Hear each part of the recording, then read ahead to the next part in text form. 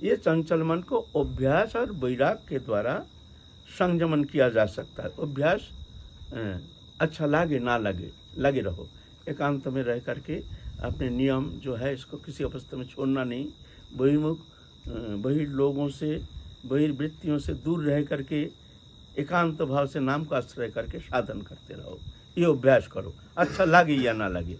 अभी अच्छा लगता नहीं, चले गए हैं, चलो जगन्नाथपुरी घूम के आ जाएं, चलो यहाँ नहीं, चलो थोड़ा उत्तराखंड चले जाएं। इसमें ऐसे चंचल मन जो है उसमें निष्ठा की हानि होती है। वो चंचल मन कभी स्थिर होना संभव नहीं है।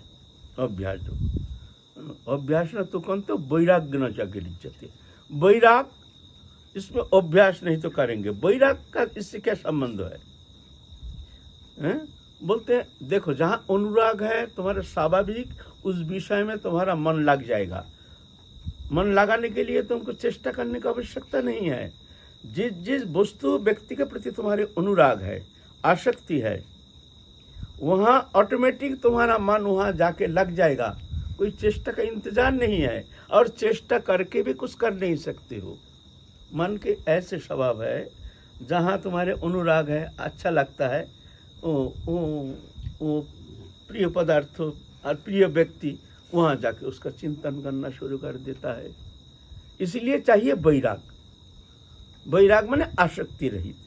आसक्ति माने देहो दैहिक वस्तु पदार्थ के प्रति अनासक्ति। ये अनासक्ति नहीं होने से तुम चेष्टा करके भी, अभ्यास करके भी तुम मन को निश्चल करना, स्थिर करना संभव नहीं है। इसीलिए वैराग चाहिए। वैराग माने अनासक्ति। इस तरह से जाकर के मन शांत होता है।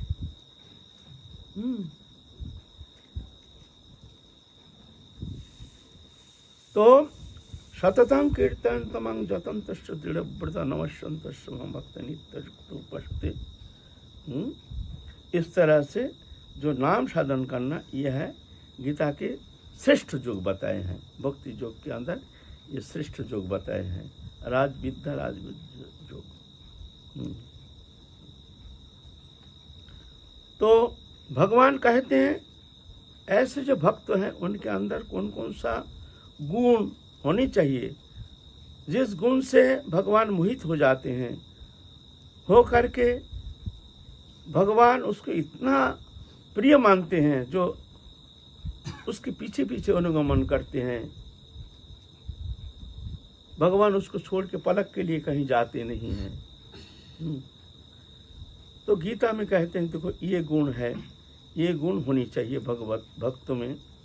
इस विपरीत जो है, उसके विपरीत जो अवगुण है, ये रहने से ठीक है वो भक्त है, लेकिन मैं उसको उतना प्रिय नहीं मानता हूँ। जैसे अदृष्ट सर्वभूतानां मैत्र करुणैव च निर्मम निरहंकार समदुःख सुखक्षमी, ये आलोचना कर चुके हैं इस विषय में। जसपान नदी जत लोक लोकान नदी चज हर्षमर्ष भय बेगर मुक्त ज समय प्रियो। जो किसी को उद्वेग नहीं देते हैं, दूसरे के द्वारा उत्तप्त तो नहीं होते हैं, हर्षमर्ष भय उद्वेग से मुक्त। इस विषय में भी हम लोग आलोचना कर चुके हैं। पुनरावृत्ति की कोई आवश्यकता है नहीं। जो नारिष्यति न दृष्टि न शुचति न कांक्षति शुभाशुभ परित्यागी भक्तिमान जो स्वामी प्रिय। इस विषय हम लोग आलोचना कर चुके हैं। जो नारिष्यति न दृष्टि न शुचति न कांक्षति, इस विषय में भी हम लोग आलोचना कर चुके हैं। अभी अंतिम श्लोक आए हैं। समशत्रु चौमित्रे चौ तथा मान अपमानयो शीतुष्ण सुख दुख समसंग विवर्जिता तुल्य निंदा स्तुतिर मौनी संतुष्ट जन कनचित अनिकेत स्थिर भक्तिमान जह स्वामी प्रिय। ऐसे भक्त में ये गुण होना चाहिए। ये गुण कब होता है? ये जब भगवत शरणागत हो करके भगवान के लिए ही समस्त कर्म चेष्टा, भगवत प्रसन्नता के लिए ही समस्त कर्म चेष्टा, अपने लिए नहीं। और जो भी करा रहे हैं प्रभु करा रहे हैं, प्रभु की इच्छा जान करके दृष्टा बन के देखते रहते हैं। जैसे छोटा मासूम बच्चा माँ के गोदी में बैठ करके सब भूल जाते हैं, इस तरह से साधक भी भगवत शरणागत हो करके वो निश्चिंत हो जाते हैं, चिंता मुक्त हो जाते हैं, शांत हो जाते हैं। ऐसे जो भक्त हैं भगवान कहते वो बहुत प्रिय है हमारे लिए। बोलो। शरणागत भक्त पर क्या ये जो वासना रूपी जो आवेग है ये शरणागत भक्त को प्रभावित नहीं करता है? क्या शरणागत भक्त को ये प्रभावित नहीं करता है? क्या ये जो सांसारिक विषय वासना रूपी जो आवेग है, दोस्त जो हैं काम क्रोध लोभ इत्यादि, शरणागत भक्त को क्या आक्रांत नहीं करते हैं? शरणागत हुआ ही नहीं, होने से प्रभावित होगा ही नहीं। वो शरणागत हुआ ही नहीं, नाम मात्र शरणागति है। हम प्रभु के शरण में हैं और तद विपरीत विषय हमको आकर्षित कर रहे हैं, उसमें हम आकर्षित हो करके आकृष्ट हो करके तद विपरीत वस्तु प्राप्ति के लिए हम चेष्टा करते हैं और कहते हैं हम प्रभु के शरणागत हैं। शरणागत मुंह में बोलने से तो शरणागति नहीं होती है। अनुकूल ग्रहण प्रतिकूल वर्जन, रक्षाकर्ता रूप में वरण, रक्षा करो बोल करके आरती प्रकाश और आत्मसमर्पण, ये षड़विधा शरणागति। इस षड़विधा शरणागति पूर्ण होने से तो अब जाके उसको शरणागत माना जाएगा। शरणागति और आत्मसमर्पण दोनों एक शब्द नहीं है। शरणागति और आत्मसमर्पण, पेपर में आया 5 आतंकवादी का आत्मसमर्पण किया है, ये शरणागति नहीं, उसका मजबूरी है। जान बचाने के लिए उसने बंदूक रख करके कोर्ट में जा करके शरणागत है, आत्मसमर्पण किया। आत्मसमर्पण और शरणागति एक नहीं। शरणागति माने हर तरह से भगवत चरण में अपने आप को समर्पित करना। जदृच्छलाभ संतुष्ट दंधातीत विमत्सर सिद्ध असिद्ध कृत्य अपनी न निवर्तते, जैसे मिल जाए उसी में संतुष्ट हो। जदृच्छलाभ, जैसे अच्छा मिले बुरा मिले ना मिले संतोष क्यों? प्रभु की इच्छा, प्रभु जैसे चाहते हैं उनकी इच्छा। प्रभु की इच्छा ही हमारी इच्छा, हमारे स्वतंत्र को इच्छा नहीं।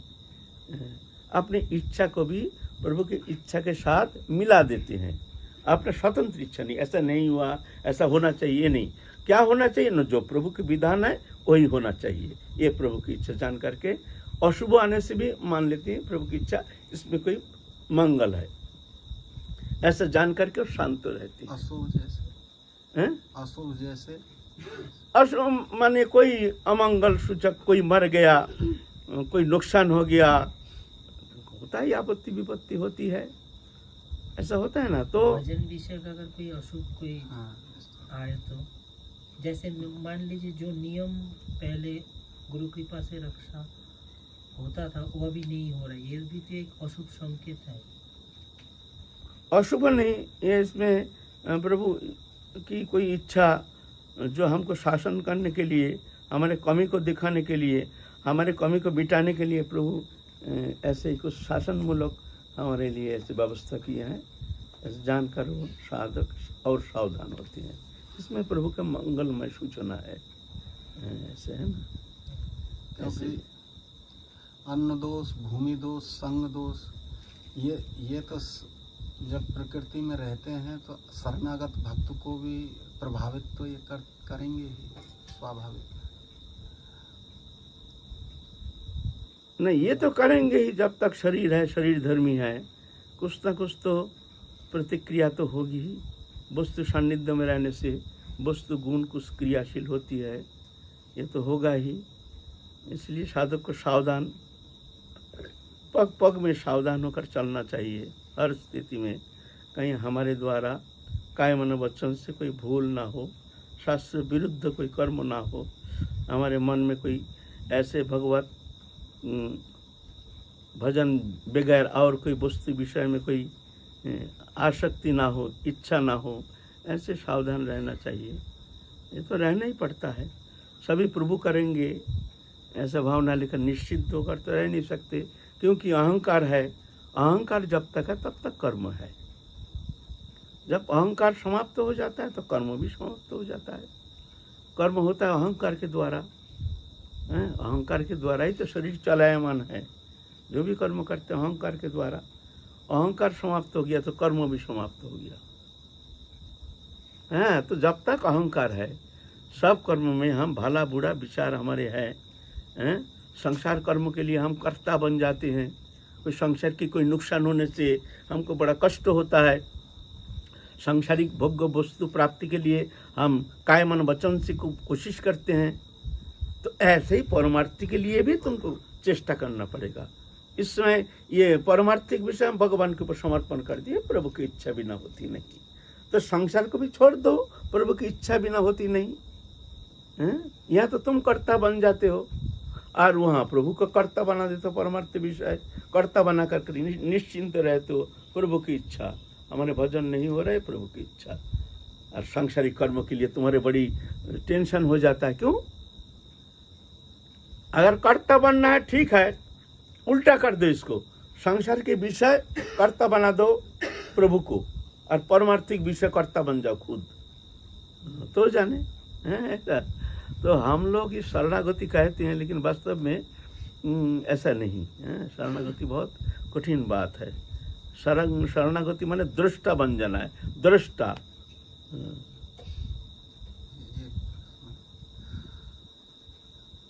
क्या शरणागत भक्त की पहचान किससे होगी? माने जिनको अष्ट सात्विक विकार होते हों, अश्रु, कंप, पुलक इत्यादि ये विकार होते हों, क्या उस बहिर्लक्षण से भी कुछ मालूम पड़ता है कि ये शरणागत भक्त है? या श्रद्धा, साधु संग, भजन क्रिया, अनर्थ निवृत्ति, निष्ठा, रुचि, आसक्ति, भाव, प्रेम, ये प्रेम स्तर में जाने से ही शरणागत माना जाएगा या उससे पहले भी शरणागति हो जाती है? शरणागति शरणागति पूर्णतया तो होता नहीं है, धीरे धीरे होता है। धीरे। पहले तो शरणागत होने के लिए प्रयत्न करते हैं साधक।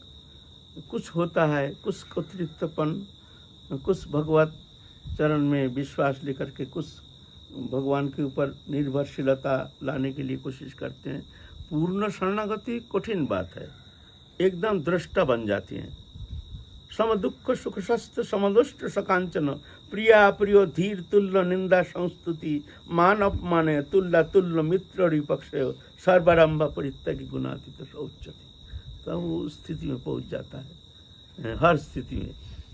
ये सहज है। शरणागत पूर्ण रूप से हो गया माने तुम्हारा काम बन गया, है ना पंडित जी की। यानी जैसे 9 स्टेज हैं, शरणागत चौथी या 5वीं स्टेज में भी हो सकता है और श्रद्धा पर भी पहली स्टेज में भी हो सकता है, या लास्ट में जाकर ही शरणागत माना देखो, जाएगा? कैसे? पहले तो श्रद्धा, साधु संग, भजन क्रिया, अनर्थ निवृत्ति, निष्ठा, रुचि, आसक्ति, भाव, प्रेम। पहले तो है श्रद्धा। इस श्रद्धा में ही तो सबसे गड़बड़ हो जाता है। श्रद्धा शब्द का माने क्या है? श्रद्धा शब्द आमनाय सूत्र में कहते हैं, अन्न अभिलाषिता शून्यतम कृष्णमुखी चित्त वृत्ति विशेष। यह है श्रद्धा।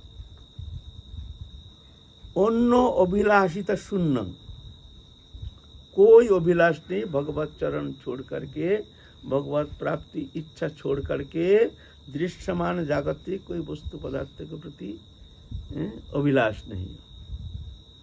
कृष्णमुखी चित्त वृत्ति विशेष, यह श्रद्धा। हमारा श्रद्धा ही हुआ नहीं, दुर्बल श्रद्धा। दुर्बल श्रद्धा होने से बिल्डिंग बनता नहीं है। ये श्रद्धा है फाउंडेशन। ये फाउंडेशन के ऊपर जा करके वो मंजिल बनेगा। साधु संग, भजन क्रिया, अनर्थ निवृत्ति, निष्ठा, रुचि, आसक्ति, भाव, प्रेम। और श्रद्धा है दुर्बल, भगवान के प्रति वो निष्ठा नहीं है, जागतिक समस्त अभिलाष हमारे भीतर बढ़ा हुआ है, तो श्रद्धा ही तो दुर्बल है। ये बनेगा कैसे? बन नहीं पाता है, आगे बनते बनते फिर गिर जाता है। श्रद्धा दुर्बल है। श्रद्धा शब्द विश्वास कहे सुदृढ़ निश्चय, कृष्ण भक्ति कइले सर्वकर्म कृत है। हमारे चैतन्य चरितमृत कहते हैं श्रद्धा शब्द कहे सुदृढ़ निश्चय, सु अत्यंत, दृढ़, निश्चय माने इतना विश्वास भगवत चरण में। कौन किससे विश्वास? नहीं, हरि का गुरु में विश्वास, भगवत कृपा में विश्वास, शास्त्र में विश्वास, सुदृढ़ विश्वास ऐसा होने चाहिए। तो हमारे तो विश्वास ही तो दुर्बल है, ना गुरु में सुदृढ़ निश्चय है, ना शास्त्र में सुदृढ़ निश्चय है, ना भगवान के प्रति ऐसे सुदृढ़ निश्चय बुद्धि है ना। तो पहले तो श्रद्धा दुर्बल है, इसलिए आगे चल के मंजिल बनता नहीं है, टूट जाता है। ये बात है, श्रद्धा बहुत कठिन बात है। श्रद्धा तीव्र होने से तब जाके आगे जो मंजिल है वो जल्दी बनता जाता है। अन्न अभिलषित शून्यतम कृष्णनु की चित्त वृत्ति विशेष। श्रद्धा ही गाढ़ होने से प्रेम में परिवर्तित हो जाती है। हाँ, श्रद्धा गाढ़ हो करके फिर आगे जो मंजिल साधारण भजन क्रिया, अनर्थ निवृत्ति, निष्ठा, रुचि, फिर आसक्ति, फिर भाव, फिर जाके प्रेम, तो बहुत अंतिम दशा जिस स्थिति में जाकर के साधक निश्चिंत हो जाता है, जिस स्थिति में जाकर के साधक के हृदय ग्रंथि खुल जाता है, जिस स्थिति में जाकर के साधक निश्चिंत हो जाता है, जिस स्थिति में जाने से उसका सांसारिक कोई वस्तु पदार्थ तो कभी पलक के लिए भी उसको आकर्षण करने में समर्थ नहीं होता है। तो बहुत कठिन बात है ना। अनर्थ जो है, क्या श्रद्धा फर्स्ट स्टेज में ही अनर्थ शुरू हो जाते हैं? अनर्थ तो ये जन्मजात, हम पूर्व जन्म के जो कर्म करके आए हैं, ये सुकृति जात अनर्थ, दुष्कृति जात अनर्थ, अपराधत्व अनर्थ, भोक्तित्व अनर्थ, ये 4 प्रकार अनर्थ है। ये अवस्था आती है साधक के लिए, हर साधक के लिए। अब ये कितना स्टेज पार करके आया है उसके ऊपर डिपेंड करता है। कोई जन्म में मान लो सब अनर्थ का घर पार करके आ गया तो अल्पो अनर्थ के अंदर से वो आगे निकल जाता है, और कोई है जो दुर्बार अनर्थों के घर उसमें गोता लगा रहा है तो मुश्किल हो जाता है। एक के बाद एक अनर्थ आकर के साधक को भजन जीवन को चौपट कर देता है। बहुत कठिन है अनर्थ। तो पहले दुष्कृति जातो, आगे अनर्थ। हम जा रहे थे दूसरा सब्जेक्ट पे। तो अनर्थ पहले है दुष्कृति जातो अनर्थ। पूर्व जन्म में हमने बहुत पाप कर्म किया, दुष्कर्म किया है, इस जन्म में ये अनर्थ रूप में हमारे सामने बाधा रूप में आती है। इसका लक्षण क्या है? आदि व्याधि उपाधि, नाना प्रकार झंझाट, कलह, अशांति, भजन करने ही देता नहीं है। नाना प्रकार व्याधि आकर के घेर लेता है। सांसारिक कलह, अशांति हमको भजन करने देता नहीं है। हम कोशिश करते हैं लेकिन कोई काम में आता नहीं है हमारी चेष्टा। आज तो एक अनर्थ गया तो कल दूसरा अनर्थ क्या भी हो गया। यह है दुष्कृति जात अनर्थ। सुकृति जात अनर्थ, पूर्व जन्म में हमने बहुत दान पुण्य किया है तो दान पुण्य किया है उसका फल तो तुमको मिलेगा।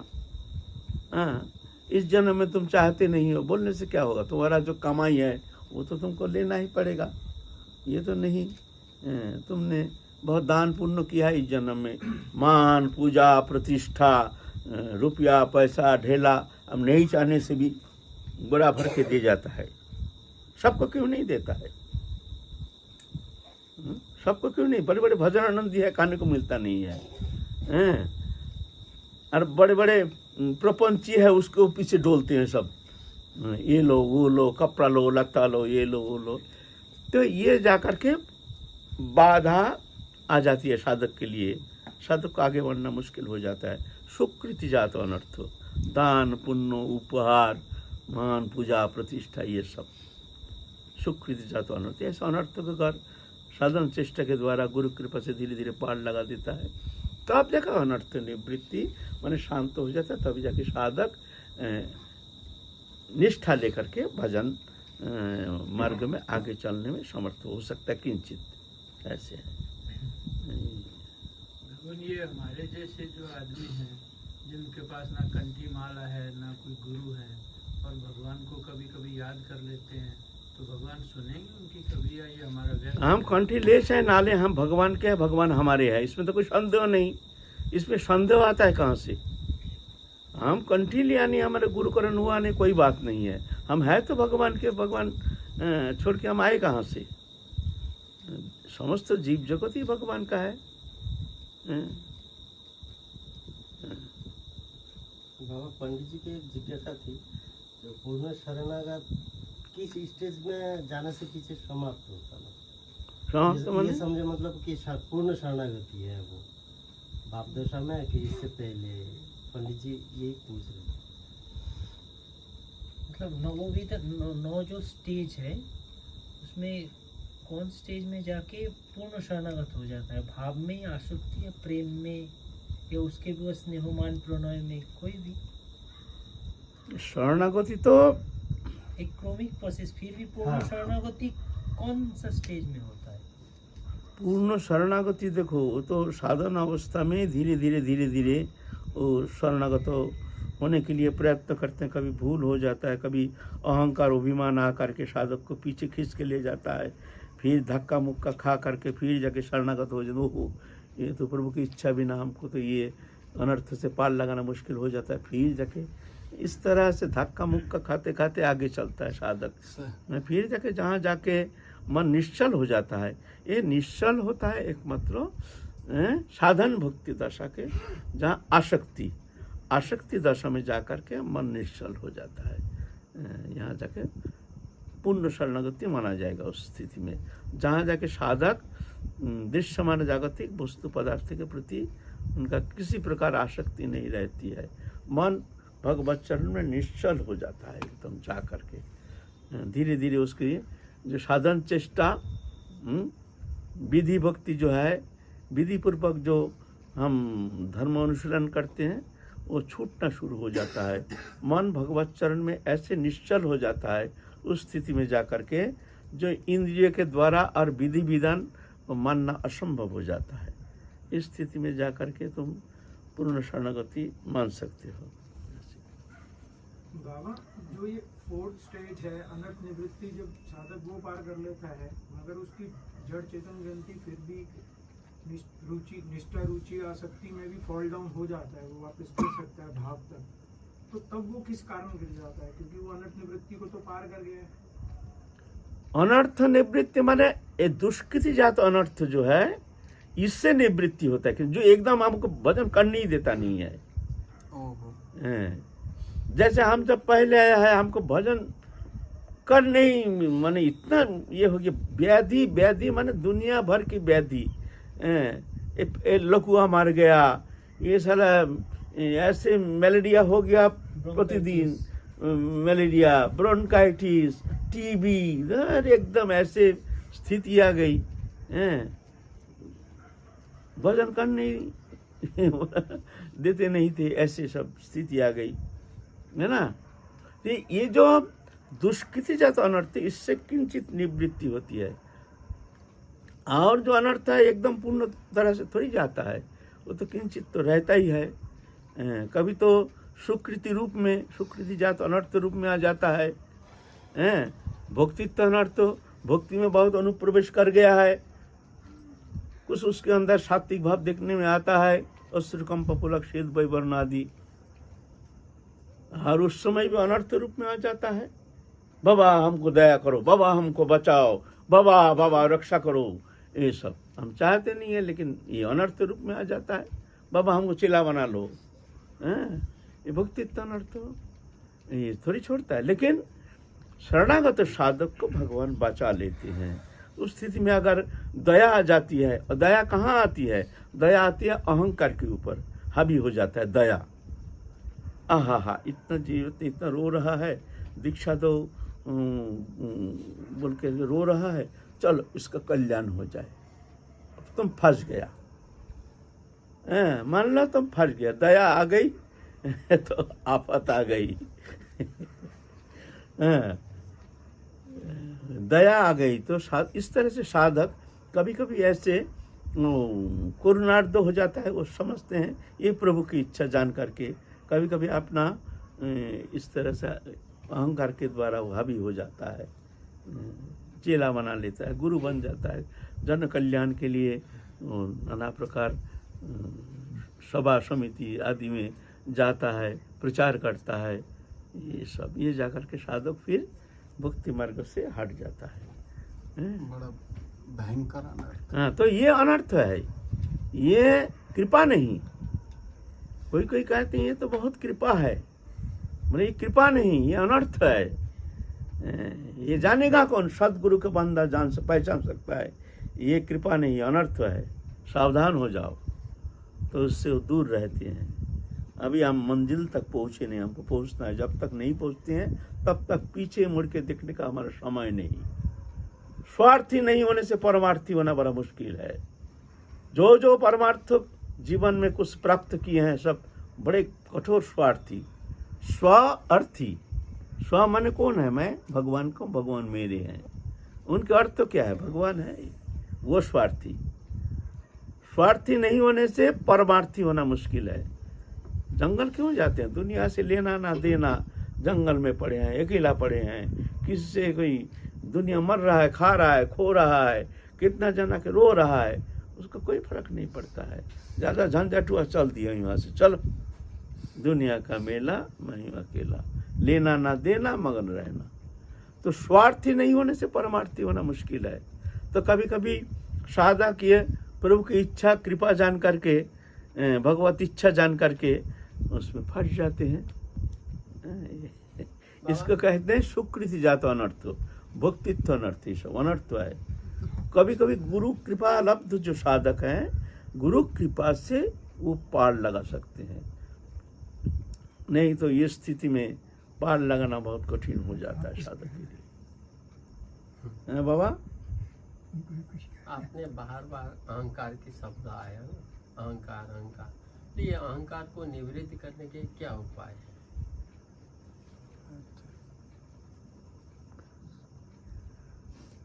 देखो, इस संबंध आलोचना की है, नया करके फिर एक प्रसंग को कैसे छेड़ेंगे। अहंकार का दो वृत्ति, एक जड़ वृत्ति, एक चिद वृत्ति।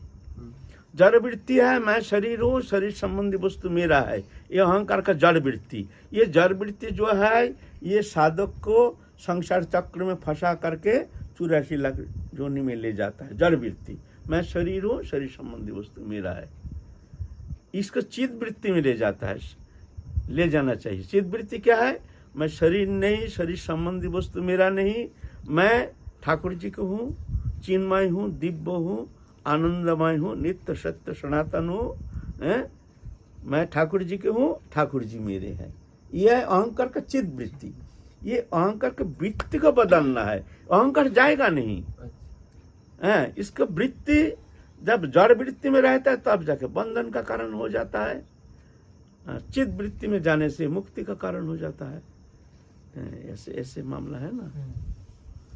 आप बताए कि दया मतलब स्वार्थी ना होने से परमार्थी नहीं हुआ जा सकता, तो और कि दया आई तो फंसे। तो ये प्रश्न ये आता है कि ऐसे दया सर्वभूतेषु, तो इसको कैसे समझे, कैसे हम पहचाने कि किस पे दया, कैसे हमारे साधक के लिए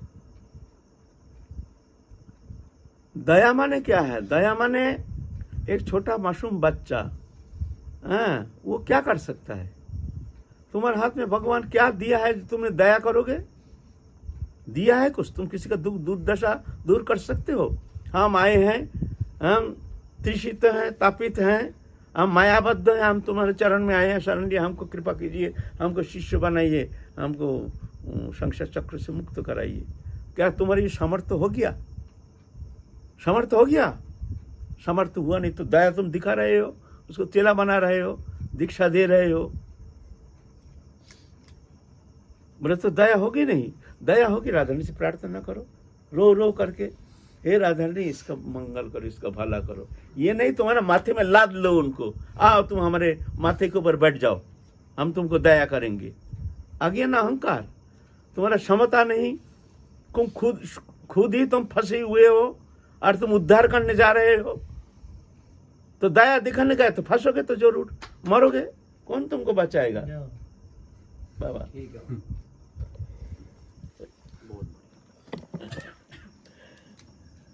नहीं बाबा, गलत बाबा, हाँ बहुत। है ना। दया तो रहेगा, लेकिन जहां तुम कर सकते हो अपने परमार्थिक जीवन को बचा करके, इसको सत्यानाश करके नहीं।